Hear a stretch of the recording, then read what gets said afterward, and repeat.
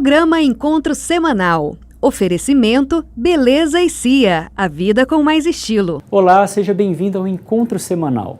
Neste programa você vai ver uma mensagem de Dom Washington Cruz sobre a Folia de Reis e uma entrevista com a irmã Petra Silvia, coordenadora nacional da Pastoral Carcerária. Começa agora o nosso Encontro Semanal.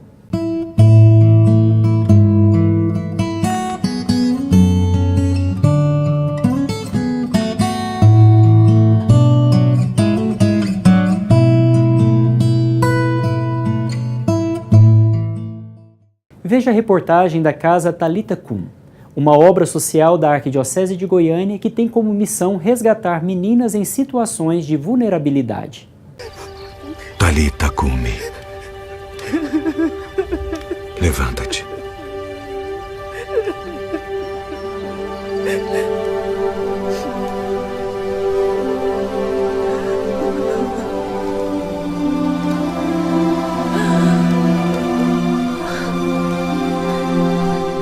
A Casa Talitha Kum é um projeto administrado pela Congregação das Irmãs Passionistas. Irmã Degmar, coordenadora da casa, conta sobre a origem da instituição. O nome Talitha Kum, ele nasceu a partir daquela frase do Evangelho: menina, levante-se. Então, ele tem a ver com o carisma das Irmãs Passionistas, porque a congregação nasceu a partir de um trabalho que Maria Madalena Frescobaldi fez no período de pós-guerra em Florença, e após esse período pós-guerra ela viu as meninas pela rua perambulando desamparadas. Então ela, na época, ela era uma senhora da sociedade, uma marquesa, e ela ficou preocupada com essa realidade. Então ela começou a ir fazer um trabalho na rua com essas meninas. A missão da casa é resgatar valores morais que por motivos diversos foram perdidos. As adolescentes resgatadas são incentivadas a estudar e aprender a lidar com acontecimentos passados. No trabalho assim, educacional, a gente tenta buscar formar nelas aquilo que as famílias deveriam ter formado, né? A gente tenta mostrar para elas o simples do dia a dia da vida, que é a única forma que nós temos que nós podemos modificar a nossa história e modificar o mundo é a gente assumindo a própria história e a partir da própria história, por meio dos estudos, por meio da educação, investindo nela, é que a gente pode mudar a nossa história e a nossa vida. No Evangelho segundo São Marcos, Jesus dá a vida a uma menina dizendo: levanta-te. A Casa Talitha Kum, a exemplo de Cristo, oferece a meninas em situação de desestrutura familiar a oportunidade de uma nova vida. Uma das jovens que passou pela casa mostra a realidade em que viveu antes de ser acolhida. Aí eu conheci o mundo das drogas, conheci a rua. E foi muito difícil para mim, porque eu vivi muitos anos. Não foi só 1, 2 anos, mais de 8 anos que eu vivi na rua. Daniela pediu a oportunidade e recebeu os cuidados da Casa Talitha Kum. Com muita gratidão, a jovem conta sobre o que aprendeu com as irmãs. Me ensinou a ser uma mulher digna, trabalhar, aprendi a ter responsabilidade, aprendi a ser mãe, ter responsabilidade com meus filhos. A estrutura física da instituição é uma casa cedida pelos missionários redentoristas. Aos poucos foi se expandindo para receber melhor as meninas. Hoje a casa contém quadra de esportes, biblioteca, sala de computação e sala de televisão. E ainda recebe voluntários, como explica Irmã Degmar. O trabalho de voluntariado hoje é um trabalho muito próximo nosso, né? São pessoas que se identificam com o nosso carisma e se propõem a fazer aquilo que a gente faz: acolher as meninas, estudar com as meninas, brincar com as meninas, aconselhar as meninas. Daniela teve sua vida transformada quando foi acolhida pela casa. E hoje incentiva outras meninas a buscarem ajuda. Eu falo para essa menina que tem jeito, se ela quiser tem jeito. Tem jeito porque se ela pôr Deus na frente, tudo muda, tudo. Só basta a pessoa querer e ter força de vontade.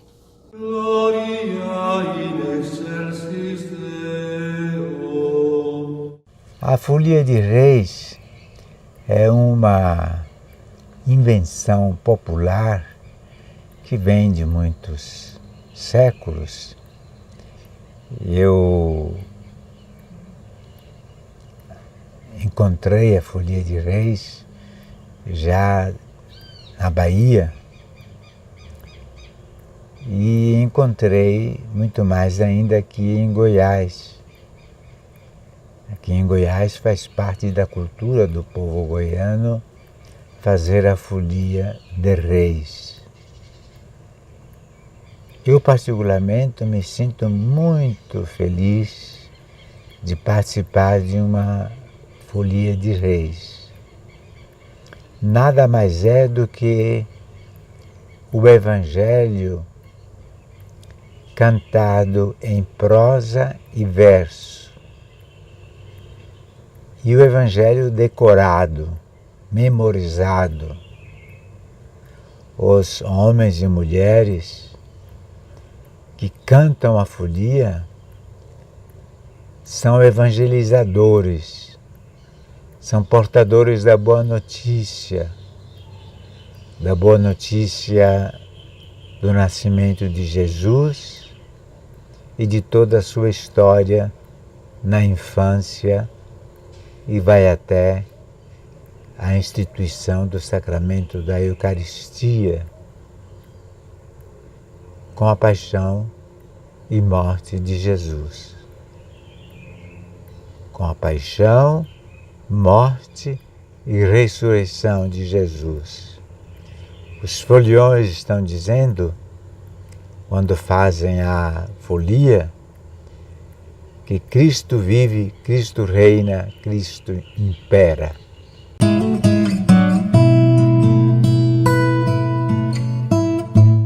A Paris 4 é uma agência de turismo especializada em roteiros religiosos, empresariais, esportivos, grupos em geral, que oferece pacotes personalizados e guia exclusivo. Conheça também nossos serviços que vão muito além dos pacotes turísticos. É tanto conforto que você vai viajar e se sentir em casa. Que tal conhecer o mundo com a gente? Paris 4 Turismo, paixão por viagens. Olá, eu sou o Padre Luiz Henrique e eu tenho uma bela notícia para dar para você. A nossa arquidiocese fundou um colégio de ensino médio. Ele vai se chamar Colégio Família de Nazaré. Nós escolhemos esse nome lembrando a família de Nazaré, aquele espaço onde Jesus nasceu e cresceu. Lá ele foi educado pelos seus pais, mas também, em certa medida, educou os seus pais. Por isso, o nosso colégio quer ser um espaço, como foi a família de Nazaré, para a educação dos filhos, mas também para a educação dos pais. Queremos oferecer aos nossos jovens estudantes uma formação intelectual de excelência, associada a uma educação moral, espiritual, afetiva e social, que dê a eles a possibilidade de crescerem como pessoa. E aos pais queremos oferecer todo o apoio para que eles possam exercitar a sua missão educativa junto aos seus filhos. A nossa escola já está funcionando e nós já estamos recebendo as matrículas. Por isso, queremos convidar você para entrar no nosso site www.familiadenazaré.com.br ou agendar uma visita no telefone 3609-6207 e venha conhecer o nosso colégio. Matricule seu filho e faça parte dessa família.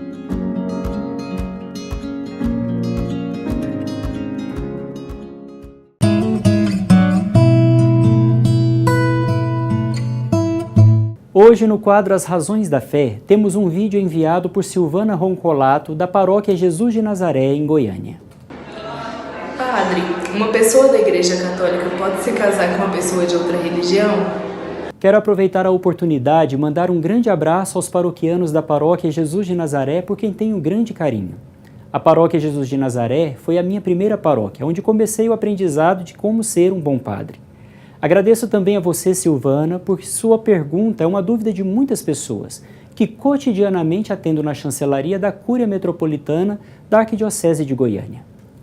Para começar a responder a sua pergunta, precisamos compreender, em primeiro lugar, que a união natural entre um homem e uma mulher foi elevada por Cristo à dignidade de sacramento, entre pessoas validamente batizadas. Quando se trata de católicos, não basta para a validade sacramental uma celebração pública qualquer, mas a realização da celebração matrimonial por meio do rito canônico. que dá garantia aos noivos de que as suas vidas refletem sacramentalmente a vida de Cristo, que entregou a sua vida pela Igreja e a recebeu em si com amor eterno para se tornar com ela um só espírito. Como diz a Sagrada Escritura, sereis uma só carne. Quando temos um matrimônio misto, ou seja, o casamento entre um católico e um não católico batizado validamente, para a liceidade da celebração é necessário a licença do bispo, visto que entre dois batizados, necessariamente esta união deve ser também um sacramento. Quando se trata de um casamento entre um católico batizado e um não católico não batizado, para que haja a validade do matrimônio, é necessário da parte do bispo uma dispensa de disparidade de culto. Embora seja um casamento lícito e válido com as devidas dispensas, ele não será um sacramento, pois, como falamos agora há pouco, o sacramento matrimonial só se realiza entre duas pessoas batizadas validamente. É importante enfatizar que todo católico deve se casar segundo o rito católico, ainda que case com uma pessoa de uma outra religião. Talvez você esteja se perguntando como terá acesso ao bispo para pedir as devidas licenças e dispensas para situações como essa.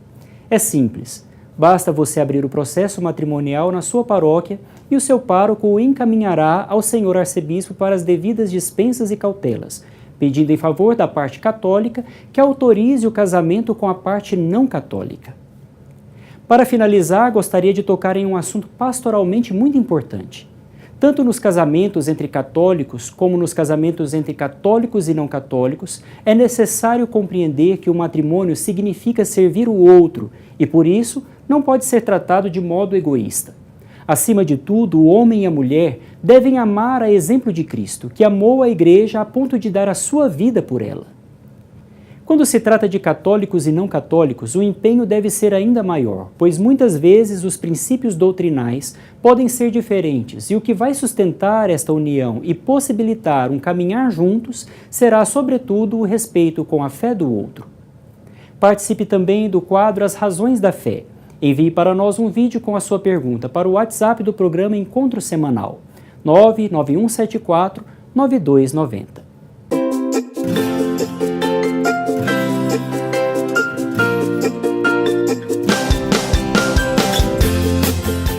A Igreja Matriz de Inhumas tem como padroeira Santa Ana, a avó de Jesus. Acompanhe um pouco da história da paróquia e da vida da comunidade na reportagem de Bruno de Souza. Santa Ana é a avó de Jesus. Na cidade de Inhumas, a primeira capela dedicada a esta santa foi construída no ano de 1907. Monsenhor José Vicente está há quase 16 anos como pároco e conta um pouco da história da paróquia e a devoção dos fiéis por Santa Ana. Mas a paróquia que foi criada em 46, pelo arcebispo de Goiás, que morava lá naquela época, o arcebispo de Goiás. E você sabe que Santa Ana é padroeira do estado de Goiás também, Mas, na verdade, a gente sabe, assim, do amor, do carinho das famílias aqui de Inhumas por Santa Ana, Santa Ana e São Joaquim. Mas ela, que é a padroeira, A paróquia Santa Ana, a única da arquidiocese dedicada à avó de Jesus, fica localizada em Inhumas, a 30 quilômetros da capital. Sua novena é celebrada no mês de julho, encerrando no dia 26, dia da padroeira. Nós temos, além da cidade aqui da igreja, outras igrejas, centros comunitários que a gente dá presença, mas todo domingo e algum dia da semana a gente vai também para as comunidades rurais, E o povo espera, com ansiedade a festa de julho. É o grande momento para o pessoal vir, não só para participar da parte religiosa, mas, claro, participar do outro momento também social, Tem aquela questão das barracas, vem parque, a meninada, os jovens, todo mundo participando, e sem falar da barraca da igreja também. Ainda existe aquele costume antigo dos leilões, aquela coisa toda, e o pessoal participa. É momento de alegria, de festa mesmo. A paroquiana Valdivina Pedro frequenta a paróquia há quase 30 anos.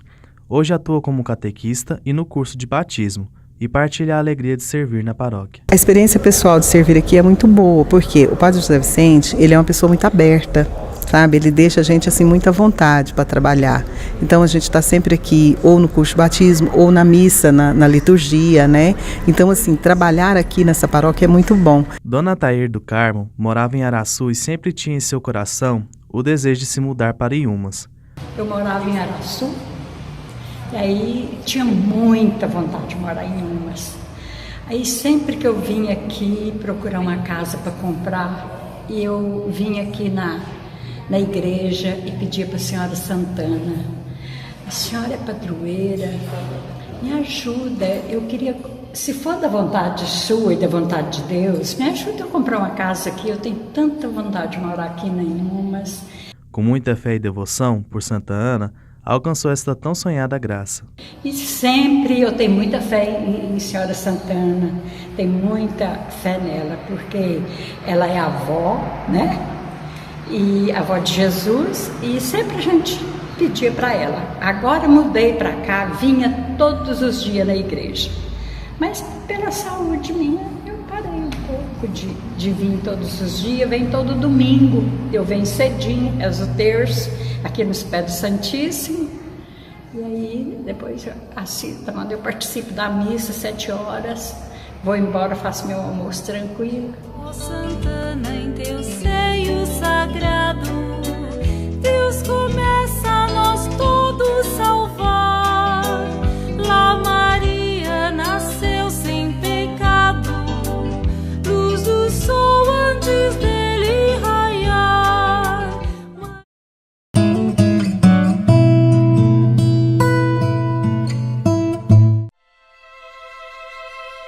A história não passa de um amontoado de fatos aos que se fazem desatentos, mas se torna motivo de ação de graças quando encarada como história de salvação.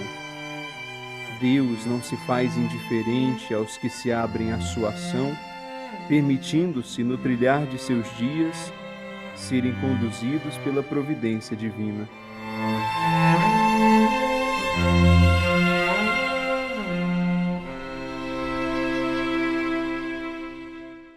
A Paris 4 é uma agência de turismo especializada em roteiros religiosos, empresariais, esportivos, grupos em geral, que oferece pacotes personalizados e guia exclusivo. Conheça também nossos serviços que vão muito além dos pacotes turísticos. É tanto conforto que você vai viajar e se sentir em casa. Que tal conhecer o mundo com a gente? Paris 4 Turismo, paixão por viagens. Olá, eu sou o Padre Luiz Henrique e eu tenho uma bela notícia para dar para você. A nossa arquidiocese fundou um colégio de ensino médio. Ele vai se chamar Colégio Família de Nazaré. Nós escolhemos esse nome lembrando a família de Nazaré, aquele espaço onde Jesus nasceu e cresceu. Lá ele foi educado pelos seus pais, mas também, em certa medida, educou os seus pais.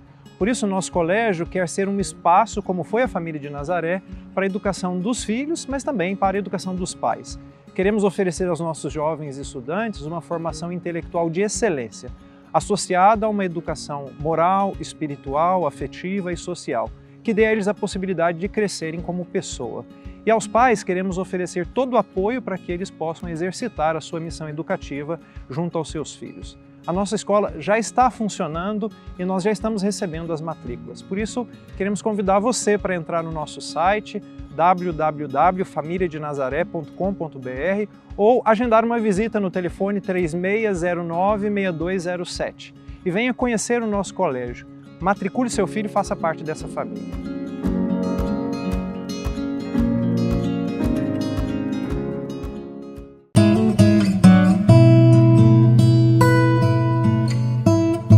Veja a entrevista com a irmã Petra Silvia, coordenadora nacional da Pastoral Carcerária.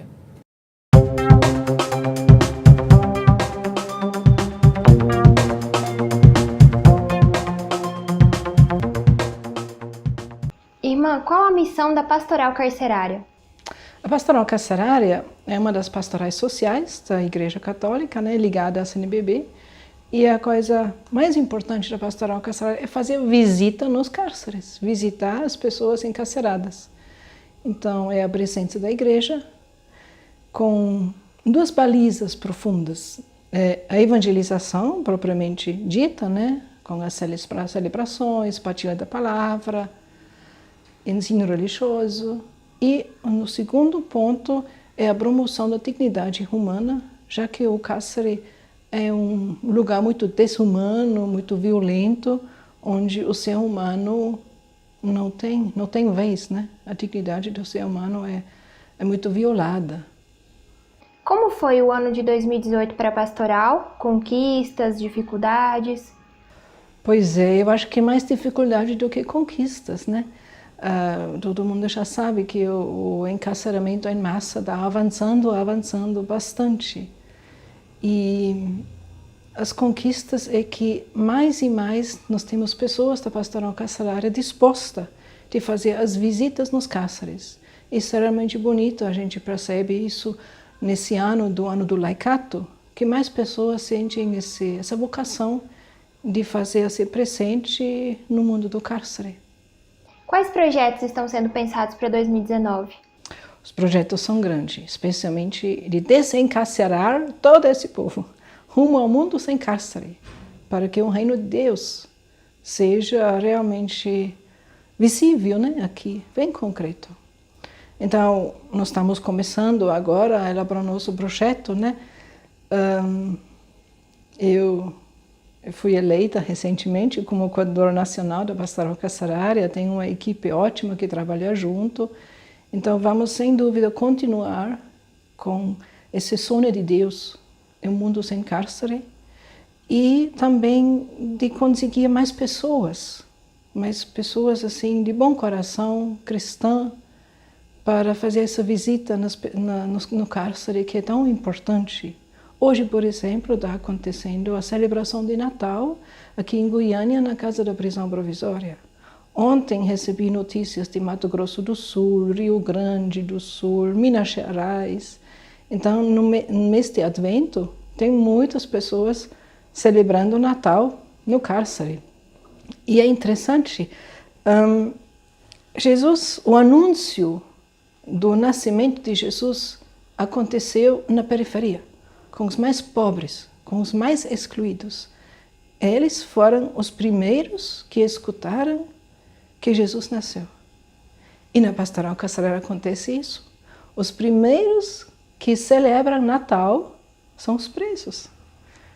Porque no Natal mesmo é impossível celebrar Natal lá, porque é fechado, poucos agentes, os padres todos nas celebrações, os leigos também, né? As famílias. Então a pastoral carcerária celebra Natal, o Advento todo. Então essas pessoas mais excluídas, mais violadas nos seus direitos, na sua dignidade humana, são cada ano os primeiros que recebem, que celebram esse anúncio de Deus presente entre nós. Muito obrigada, irmã. Acompanhe essa e outras entrevistas no YouTube da Arquidiocese de Goiânia. Até a próxima!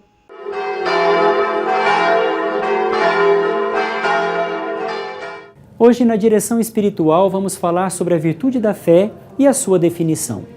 A fé é uma virtude teologal que inclina a nossa inteligência sob o influxo da vontade e da graça, a dar firme assentimento às verdades reveladas por causa da autoridade de Deus. É, portanto, antes de qualquer coisa, um ato da inteligência, pois se trata de conhecer uma verdade. Mas como esta verdade não é intrinsecamente evidente, não é possível fazer uma adesão sem a influência da verdade que ordena a inteligência para conhecer os motivos de crer. E quando estes são convincentes, ordena a nossa vontade que dê a sua aceitação. E como se trata de ato sobrenatural, a graça deve intervir para iluminar a inteligência e para auxiliar a vontade. É deste modo que a fé se torna um ato livre, sobrenatural e meritório. O objeto material da nossa fé é todo o complexo das verdades reveladas, tanto as que a razão de alguma forma pode descobrir, como aquelas que pode atingir. Acima de tudo, porque se pode conhecer melhor pela fé. Todas essas verdades se agrupam em torno de Deus e de Jesus Cristo. De Deus na unidade da sua natureza e na trindade das suas pessoas, nosso primeiro princípio e último fim. E de Jesus Cristo, nosso Redentor e Mediador, que é o Filho eterno de Deus, feito homem para nos salvar. O objeto formal, ou o que comumente chamamos de o motivo da nossa fé, é a autoridade divina manifestada pela revelação que nos comunica alguns dos segredos de Deus. E assim, podemos dizer que a fé é uma virtude inteiramente sobrenatural, tanto no seu objeto como no seu motivo, pois nos faz entrar em comunhão com o pensamento divino. Muitas vezes nos é proposto a verdade revelada de modo autêntico pela Igreja, que foi instituída por Jesus Cristo como intérprete oficial da sua doutrina. Essa verdade é chamada de fé católica. Se não há uma decisão autêntica da Igreja, é chamada simplesmente de fé divina. Concluímos, portanto, que não há nada mais firme que aderir à verdade pela fé, ter plena confiança na verdade revelada pela autoridade divina, do que por nossas próprias luzes.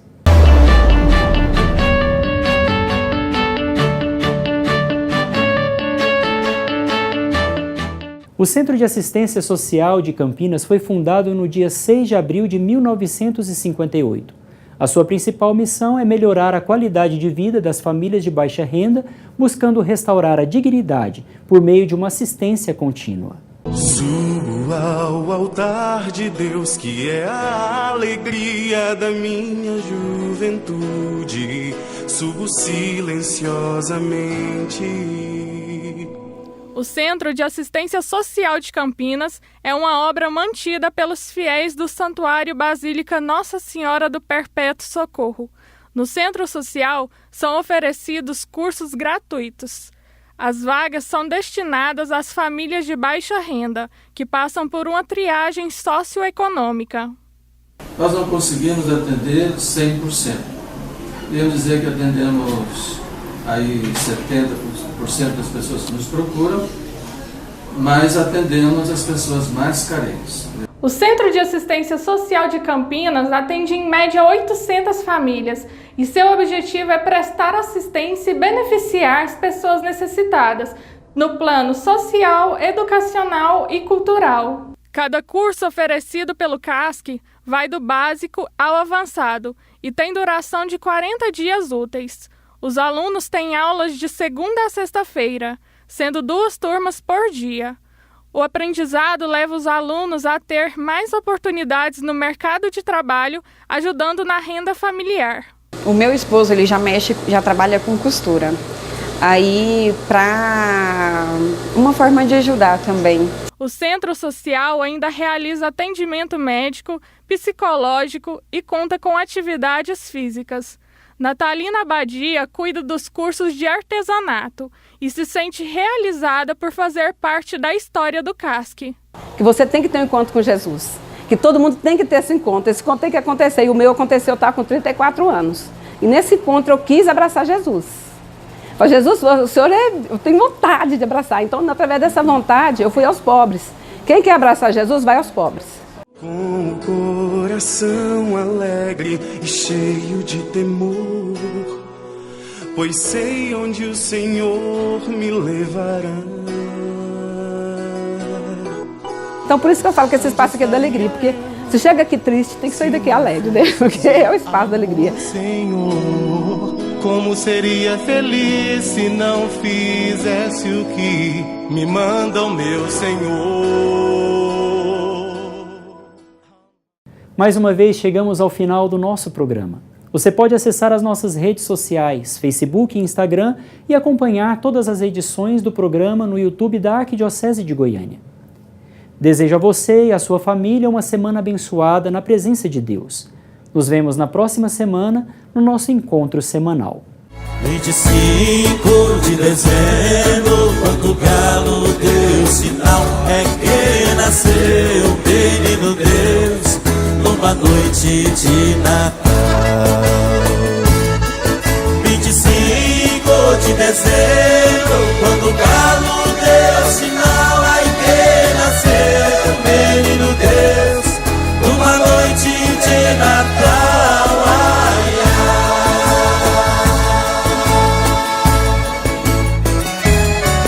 Em Belém cantou o galo, ai meu Deus, o que seria? Ai, o que nasceu, menino Deus, filho da Virgem Maria.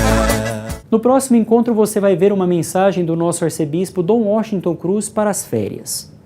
Participe você também do programa Encontro Semanal, todo sábado às 8h30 da manhã e às 17 horas aqui, na PUC TV. Programa Encontro Semanal. Oferecimento Beleza e Cia, a vida com mais estilo.